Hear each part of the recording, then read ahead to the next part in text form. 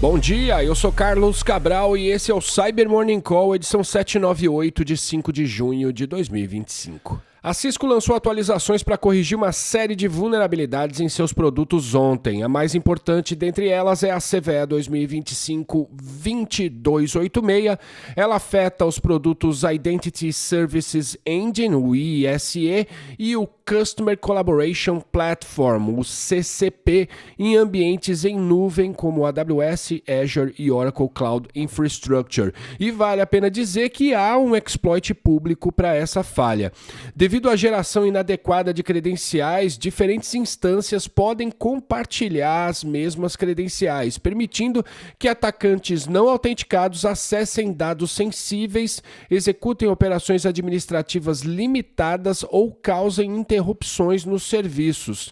A exploração dessa falha é possível apenas quando o nó de administração primário está instalado em nuvem.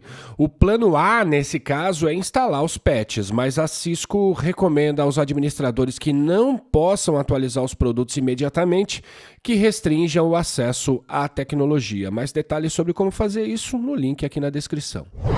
E ontem a Mandiant publicou uma análise técnica detalhada sobre ameaças de phishing, ou seja, de phishing por voz, destacando a atuação de dois grupos, o UNC 3944 e o UNC 6040. O UNC 3944, também conhecido como Scattered Spider, utiliza chamadas telefônicas para se passar por funcionários das empresas que se quer atacar ou de empresas de sua cadeia de suprimentos e solicitar o reset de senhas e os códigos de autenticação multifator, o que acaba facilitando a execução de ataques subsequentes, como os de SIM swap, quando falamos de ambientes de telefonia celular, a disseminação de ransomware e o roubo de dados para ataques de extorsão simples.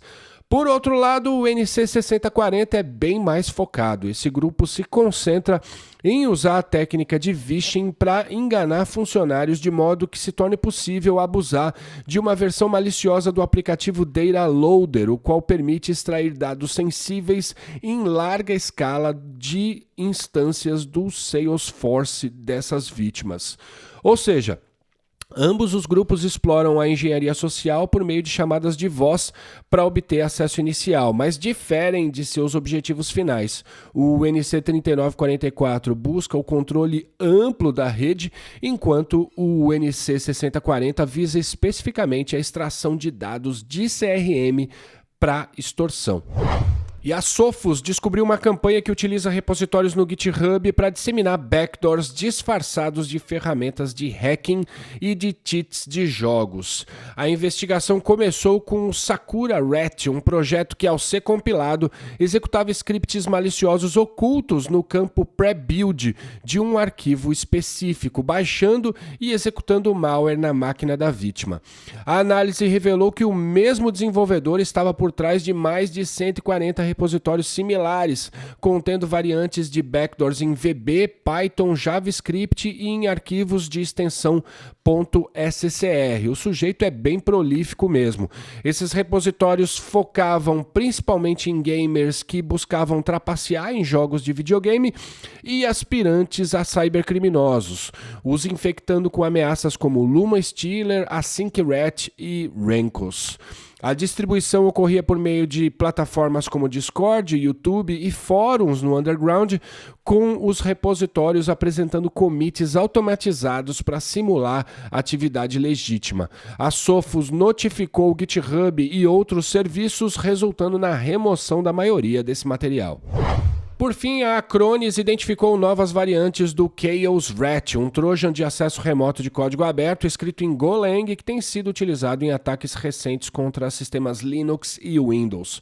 Originalmente concebido como uma ferramenta legítima de administração remota, o Chaos Rat fez uma espécie de transição de carreira, digamos assim, se tornando uma ameaça usada por cybercriminosos para espionagem, para o roubo de dados e implantação de ransomware. O estudo também conta a história da exploração de vulnerabilidades no controlador do painel web do Chaos Rat por criminosos que podem abusar dessas falhas para atacar outras quadrilhas que usam versões vulneráveis desse software, aumentando assim a escala do dano possível com a infecção. A distribuição do Chaos Rat ocorre frequentemente por meio de e-mails de phishing contendo links ou anexos maliciosos. Em um caso recente, um arquivo compactado chamado networkanalyzer.tar.gz, disfarçado como uma ferramenta de diagnóstico de rede para ambientes Linux, continha o payload do Chaos Rat. O código-fonte mais recente do Chaos Rat está disponível no GitHub, com suporte para sistemas Windows e Linux, e continua a ser mantido ativamente, indicando melhorias contínuas em sua compatibilidade e capacidade para geração de payloads. E fechamos por hoje. Obrigado por ouvirem o Cyber Morning Call e tenham um bom dia. Você ouviu o Cyber Morning Call, o podcast de cibersegurança da Tempest. Nos siga em seu tocador de podcast para ter acesso a um novo episódio a cada dia. E para saber mais sobre a Tempest, nos siga no Instagram, Twitter e LinkedIn ou acesse www.tempest.com.br.